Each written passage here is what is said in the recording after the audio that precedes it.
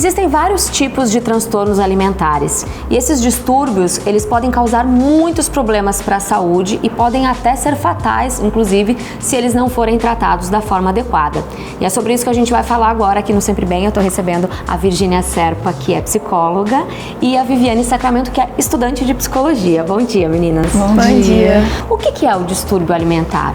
Uma forma de lidar com o alimento que traz um prejuízo para a pessoa, né? Ou ela come demais, ou come de menos, né? Ou come e vomita, por exemplo.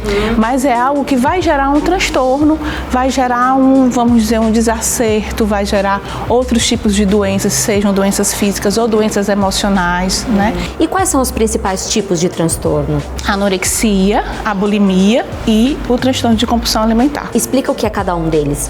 Na anorexia, a pessoa, ela, de uma maneira simplista, ela vai parando de comer, ela vai comendo o mínimo possível, né? E é um dos transtornos mais perigosos, porque realmente a paciente vai perdendo peso e pode chegar de fato a óbito. Ele surge muito na adolescência e está muito vinculado à imagem da magreza e da beleza. Então, muitas vezes a menina acha que aquilo está fazendo bem para ela, que está certo, né? E demora muito para que ela se dê conta de que ela está fazendo mal para ela mesma, que a família se dê conta. Então é um dos mais perigosos. Na bulimia nervosa, a paciente até come, mas ela vomita depois, que a gente chama de purgação. E daí pode também, além de, obviamente, do sofrimento psíquico, trazer também transtornos físicos para toda essa região gástrica aqui, os dentes também, enfim. E o transtorno de compulsão alimentar, ele traz uma sensação de falta de controle em relação à alimentação. Então, no curto período de tempo, a pessoa que sofre de transtorno de compulsão, ela come uma grande quantidade de alimento no curto período de tempo e depois tem a sensação de falta de controle e logo depois vem uma sensação de culpa, que é muito forte, mas que não é impeditivo de acontecer um outro episódio. Muitas vezes essa culpa ela até promove, porque a pessoa fica se sentindo culpada, se sentindo mal consigo mesma, né? Vai ficando deprimida e favorecendo que tenha outros episódios de compulsão alimentar. Sim, e você teve, né, compulsão alimentar, Viviane? Conta um pouquinho. Começou bem cedo no seu caso, não foi na adolescência, foi na infância, né? Foi na infância. Eu não tinha muita noção do que era a compulsão alimentar, mas hoje eu tenho noção de que veio muito da minha família, né? Que era um ciclo que veio da minha família, assim. O negócio de colocar as nossas emoções na comida, assim. O que a doutora Virgínia acabou de falar, de se sentir culpado e comer cada vez mais, depois, por se sentir culpado, querer cada vez comer mais, e era isso que eu sentia. E começou a crescer cada vez mais isso na adolescência, e na adolescência eu sentia muito isso. E por ser adolescente, eu sentia uma pressão estética muito grande, assim, porque as outras meninas eram magras e tal, eu sentia sempre um julgamento, e veio disso querer fazer dietas loucas e tal, eu acabava fazendo e depois engordava 3 vezes mais. E você sofria muito bullying?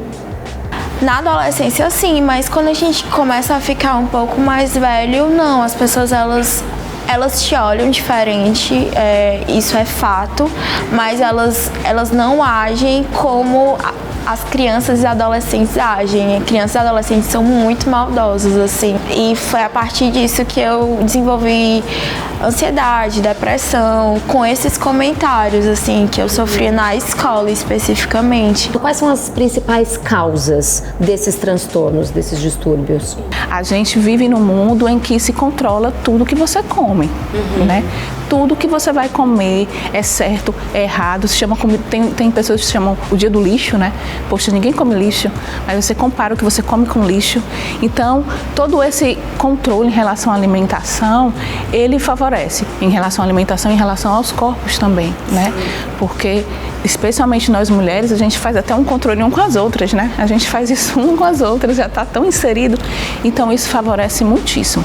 E as redes sociais também têm tido um papel muito grande saúde, tanto positivo quanto negativamente nesses assuntos, né? Eu li uma vez que recentemente, assim, que tinha uma hashtag onde as meninas colocavam a quantidade de gramas de comida que elas estavam ingerindo e aquilo era meio que uma competição para quem comia menos por um dia, sabe? Isso já acontece muito com o transtorno de anorexia nervosa, né? Que as meninas se juntam e elas fazem competições entre si e elas se comparam e essas competições são extremamente perigosas, né? Porque imagina, você fica comendo cada vez menos e daí acaba colocando a vida em risco mesmo.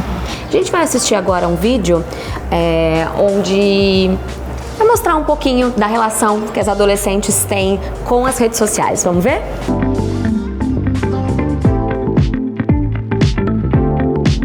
E aí, meninas, eu queria saber de vocês como é a relação que vocês têm aí com a internet e as redes sociais. Quanto tempo vocês passam no celular? Muito tempo. Bastante tempo. E se tem uma influencer, uma blogueira, o que é que ela precisa ter pra vocês seguirem lá? Conteúdo, eu acho que ela deve ter um conteúdo que chame a atenção da gente. Hoje em dia tudo é mais puxado pra moda, pra padrões, para estilos.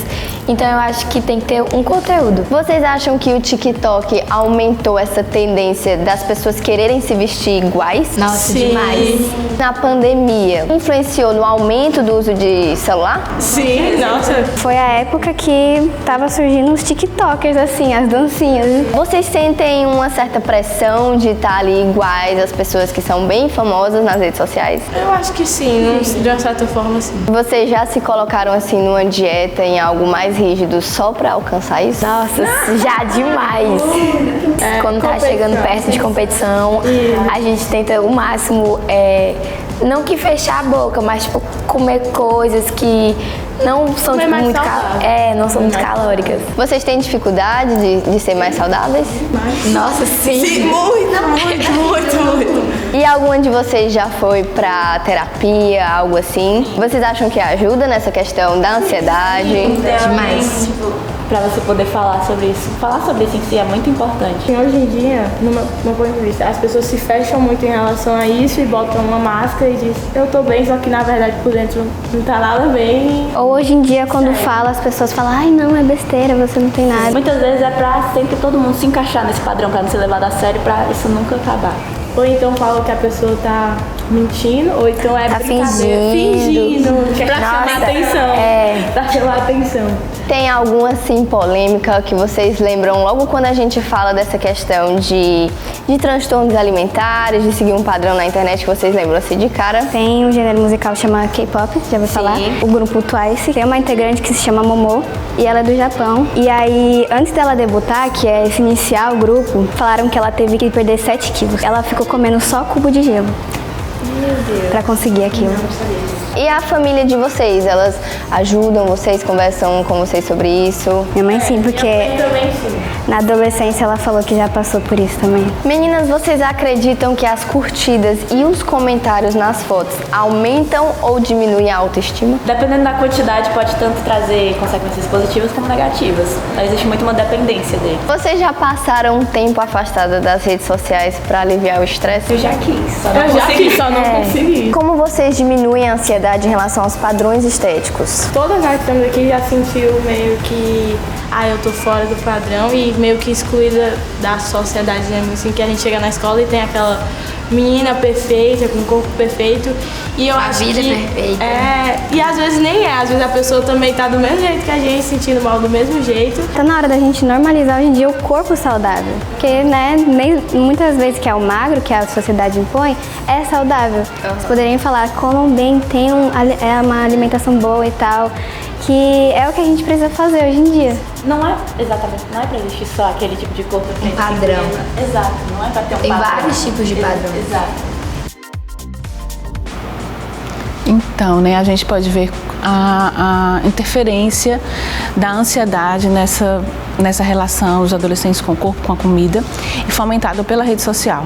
As redes sociais são muito ansiogênicas, né? Geram muita ansiedade, seja para adolescentes, seja para adultos.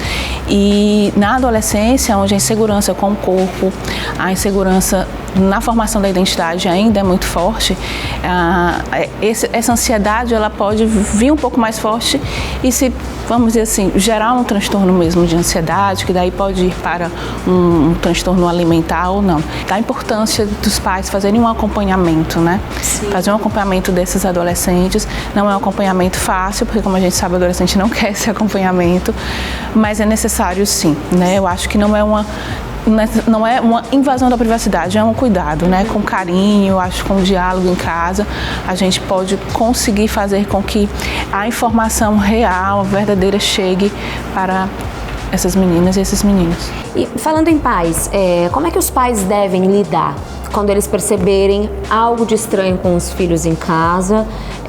Qual que é a melhor maneira? Ter já logo um acompanhamento psicológico, tentar entender um pouco do que o filho está passando, como é que funciona?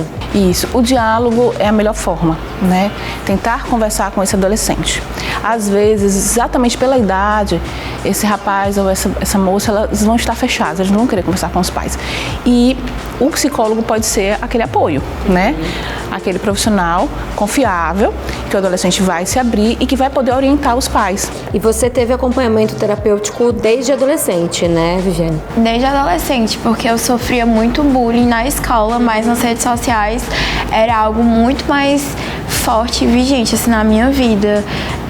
E eu tive que falar para os meus pais, porque eu não aguentava mais, era algo muito ruim. Acho que se eu não tivesse pedido ajuda para os meus pais, teria sido algo muito pior para mim, eu teria tido consequências bem piores. E meus pais procuraram ajuda profissional para mim mesmo. Sim. E como funciona o tratamento em geral para os transtornos? Ele é multidisciplinar? Sim, com certeza. Não é possível tratar um transtorno alimentar com apenas um profissional. Então é importante o acompanhamento de um nutricionista, às vezes também de um endocrinologista, né? De um médico psiquiatra e de um psicólogo. E existe alguma maneira da gente se prevenir? A melhor prevenção de todas, né, é o diálogo e o bom convívio familiar. Sim, tem que ficar atento sempre, né? Desde o começo a qualquer sinal. E em casa, sempre pensar que a liberdade alimentar, levar a questão da alimentação com leveza mesmo em casa, né? Mas eu quero que meu filho tenha aquela alimentação perfeita, mais saudável possível. Poxa, mas a criança está no aniversário, todo mundo comendo, né? De tudo, comendo bolo e tal, e a criança não vai comer, será que isso vai fazer bem mesmo? Então a gente também tem que ter esse cuidado. Sim, buscar o equilíbrio sempre, né? Tá ótimo, muito obrigada, viu, gente?